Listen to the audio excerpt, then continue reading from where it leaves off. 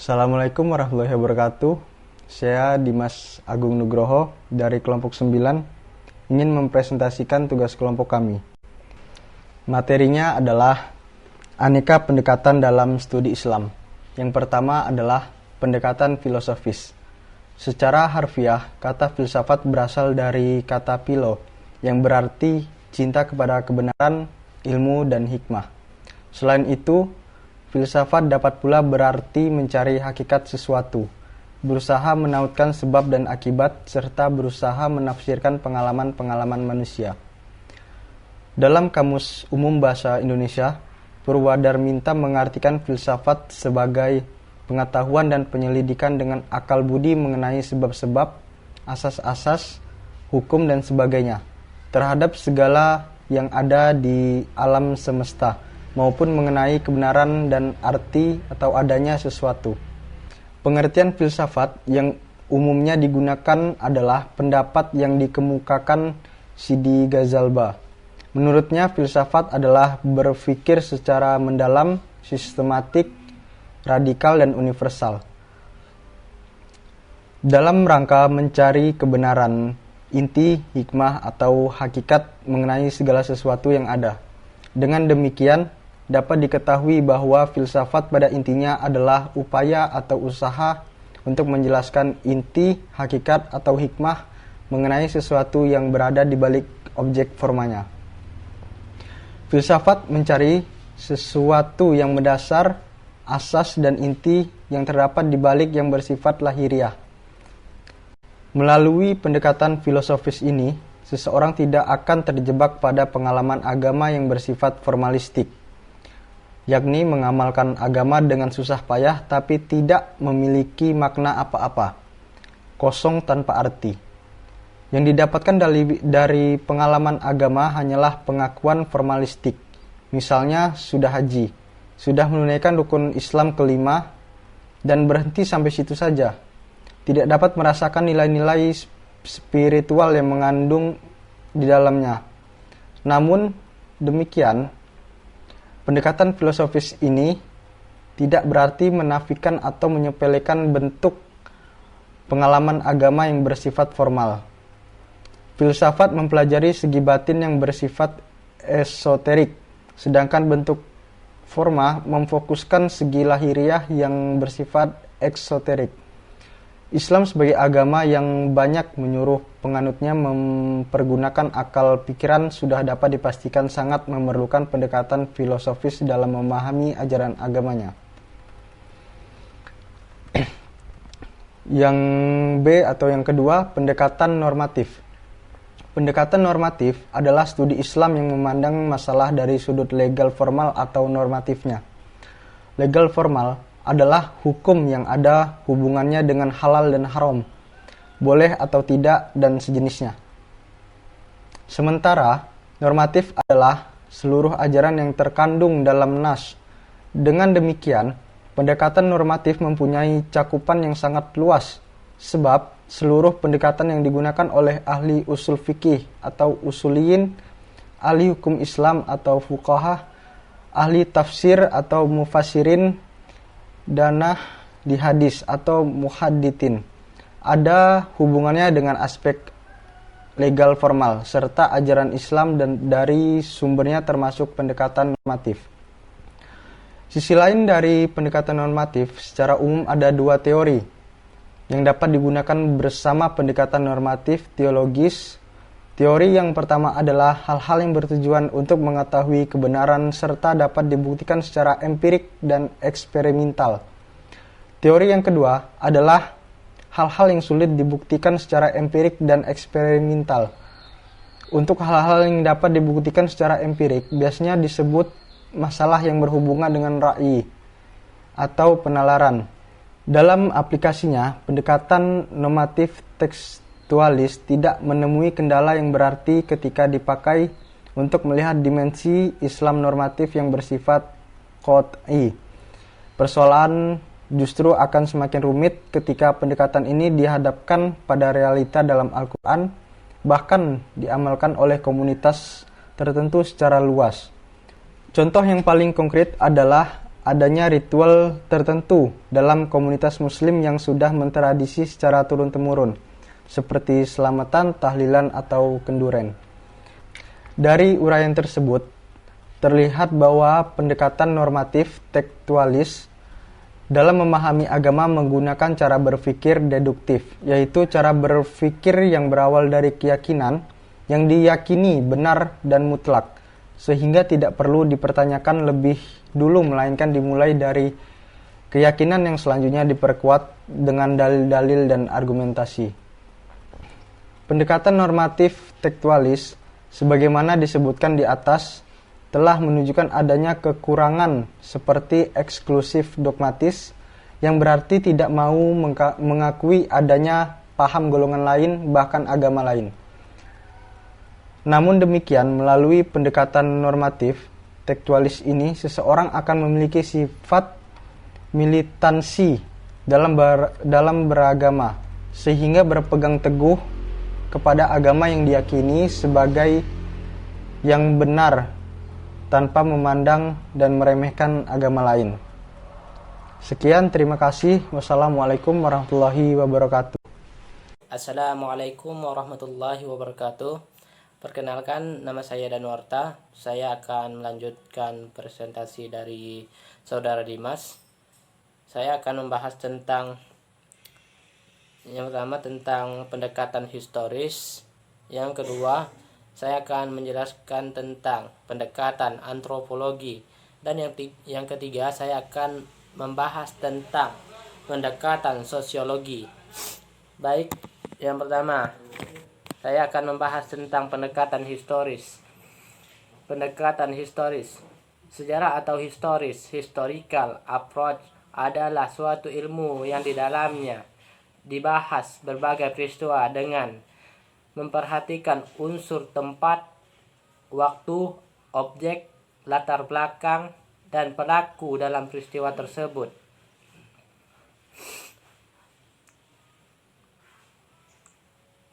Pendekatan kesejarahan ini amat dibutuhkan dalam memahami agama, karena agama itu sendiri turun dalam situasi yang konkret, bahkan berkaitan dengan kondisi sosial kemasyarakatan. Dalam hubungan ini, Kunto Wijoyo telah melakukan studi yang mendalam terhadap agama, yang dalam hal ini adalah Islam. Menurut pendekatan sejarah, ketika ia mempelajari Al-Quran, ia sampai pada satu kesimpulan bahwa pada dasarnya kandungan Al-Quran itu terbagi menjadi dua bagian. Bagian pertama berisi konsep-konsep dan bagian yang kedua berisi kisah-kisah sejarah dan perumpamaan.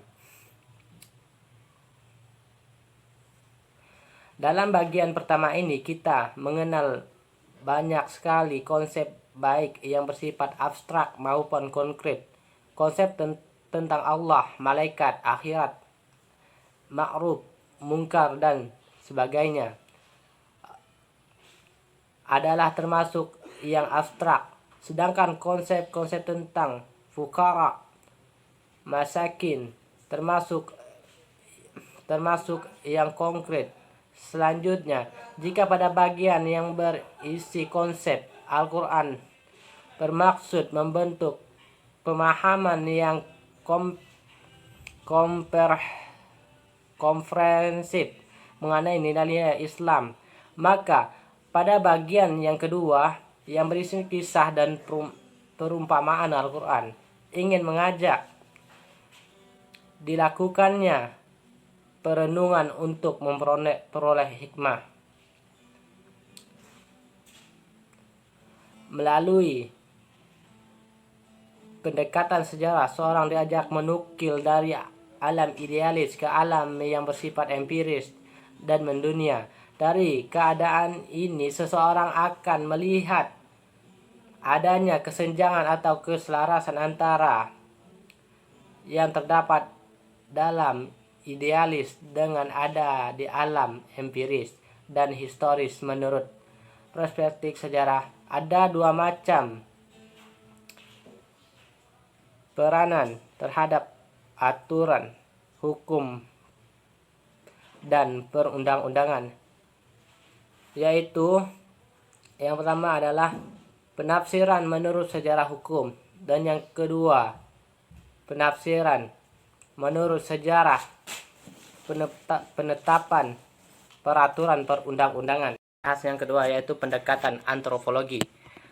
Pendekatan antropologi dalam memahami agama dapat diartikan sebagai salah satu upaya memahami agama dengan cara melihat wujud praktik keagamaan yang tumbuh dan berkembang dalam masyarakat. Melalui pendekatan ini, agama tampak akrab dengan dan dekat dengan masalah-masalah yang dihadapi manusia dan berupaya menjelaskan dan memberikan jawaban.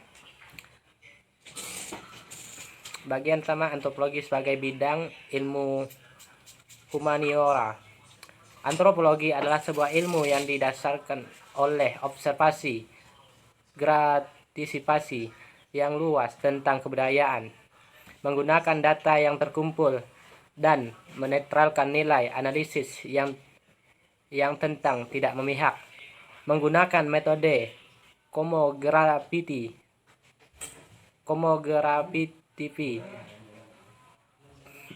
Tugas utama antropologi studi tentang manusia adalah untuk memungkinkan kita memahami diri kita dengan memahami kebudayaan lain.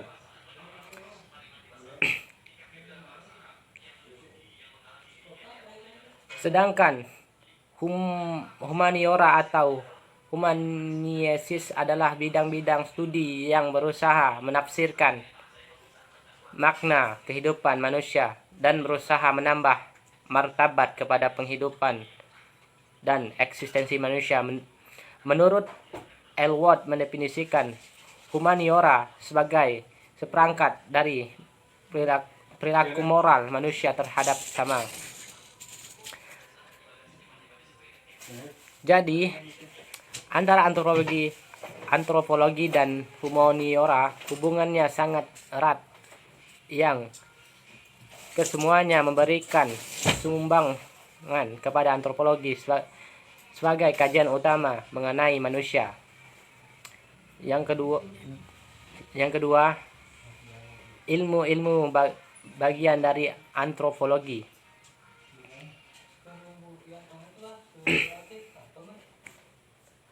Di Universitas Amerika, antropologi telah mencapai suatu perkembangan yang paling luas ruang lingkupnya dan batas lapangan perhatiannya yang luas.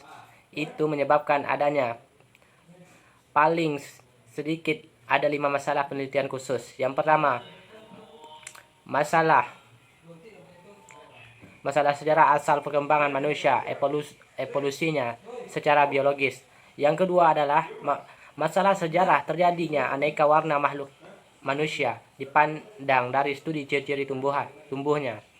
Yang ketiga adalah masalah sejarah asal perkembangan dan pensebaran aneka warna bahasa yang diucapkan manusia di seluruh dunia. Yang keempat adalah masalah perkembangan, persebaran dan terjadinya aneka warna kebudayaan manusia di seluruh dunia. Yang kelima adalah masalah mengenai asas kebudayaan manusia, kehidupan masyarakat dari suku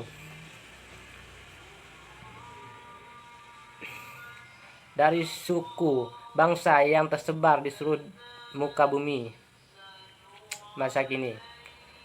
Yang ketiga adalah signifikasi antropologi sebagai pendekatan studi.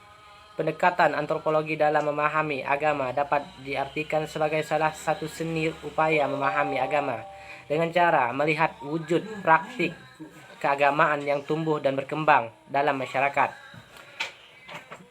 Baik, saya akan melanjutkan yang bagian E, yaitu pendekatan sosiologi.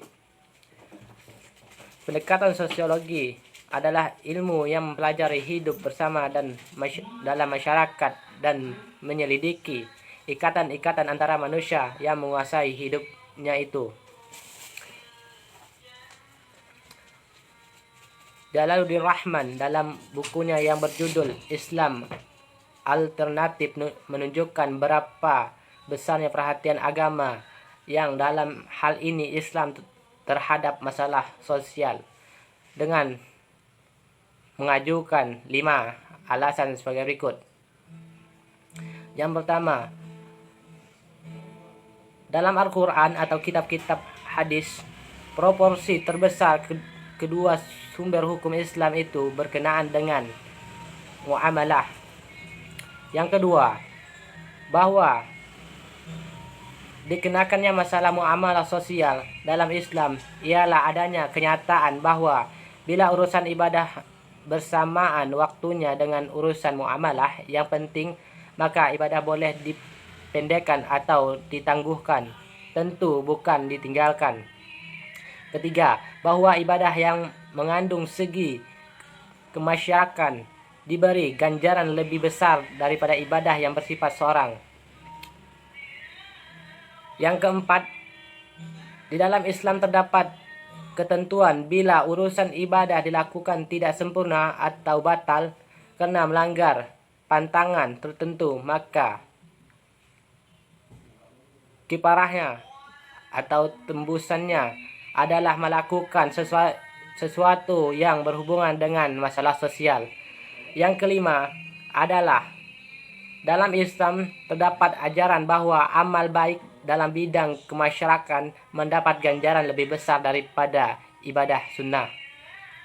Baik, mungkin hanya ini yang dapat saya sampaikan.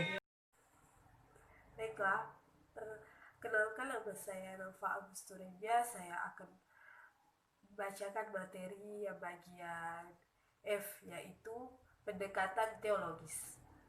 Teologi dari segi etimologi berasal dari bahasa Yunani, yaitu theologia, yang terdiri dari kata theos yang berarti Tuhan atau dewa, dan logos yang artinya ilmu. Sehingga teologi adalah pengetahuan ketuhanan, sedangkan pendekatan teologis adalah suatu pendekatan yang normatif dan subjektif terhadap agama. Pada umumnya, pendekatan ini dilakukan oleh penganut agama dalam usahanya menyelidiki agama lain. Secara harfiah, pendekatan teologis normatif dalam memahami agama dapat diartikan sebagai upaya memahami agama dengan menggunakan kerangka ilmu ketuhanan yang bertolak dari suatu keyakinan bahwa wujud empiris dari suatu keagamaan dianggap sebagai yang paling benar dibandingkan dengan yang lainnya. Baiklah, bagian yang G, yaitu pendekatan psikologis. Pendekatan ini merupakan usaha untuk memperoleh sisi ilmiah dari aspek-aspek batin pengalaman keagamaan. Suatu esensi pengalaman keagamaan itu benar-benar ada, dan bahwa dengan suatu esensi pengalaman tersebut dapat diketahui sentimen-sentimen individu dan kelompok berikut gerak dinamisnya. Harus pula diteliti, dan inilah yang menjadi tugas interpretasi psikologis. Yang H, pendekatan lainnya. Yang pertama ada pendekatan kasus. Pendekatan kasus bertujuan untuk mempelajari penerapan norma-norma atau kaidah hukum yang dilakukan dalam praktik hukum, terutama mengenai kasus-kasus yang telah diputus sebagaimana dapat dilihat dalam jurisprudensi terhadap perkara-perkara yang menjadi fokus penelitian. Dalam hukum Islam, pendekatan kasus dilakukan dengan mempersembahkan kasus hukum baru dengan kasus hukum lama yang terdapat ketentuan reasoningnya atau persamaannya dalam teks suci. Dalam hal ini disebut juga dengan analogi atau kias. Yang kedua yaitu ada pendekatan analisis. Pendekatan analisis adalah mengetahui makna yang dikandung oleh istilah-istilah yang digunakan dalam aturan perundang-undangan secara konsepsional, sekaligus mengetahui penerapannya dalam praktik dan putusan-putusan hukum. Kemudian yang ketiga ada pendekatan perbandingan. Pendekatan perbandingan merupakan penelitian normatif untuk membandingkan salah satu lembaga hukum dari sistem hukum yang satu dengan lembaga hukum yang lain, atau membandingkan satu pendapat hukum dengan pendapat hukum lainnya. Yang keempat ada pendekatan perundang-undangan. Hukum sebagai sistem tertutup yang mempunyai sifat-sifat sebagai berikut. Yang pertama ada komprehensif, artinya norma-norma hukum yang ada di dalamnya terkait antara satu dengan lain secara logis. Yang kedua ada al-inklusif, bahwa kumpulan norma hukum tersebut cukup mampu menampung permasalahan hukum yang ada sehingga tidak akan ada kekurangan hukum. Yang ketiga ada sistematik, bahwa di samping bertautan antara satu dengan lainnya, norma-norma hukum tersebut juga tersusun secara hierarkis. Sistem perundang-undangan tertentu tak lain merupakan produk hukum melalui kajian mendalam. Karena itu, pendekatan perundang-undangan ini akan sangat membantu kerja penelitian hukum untuk menemukan preskripsi baru yang sesuai dengan tingkat perkembangan masyarakat. Mungkin sekian presentasi kelompok kami. Saya akhiri. Assalamualaikum warahmatullahi wabarakatuh.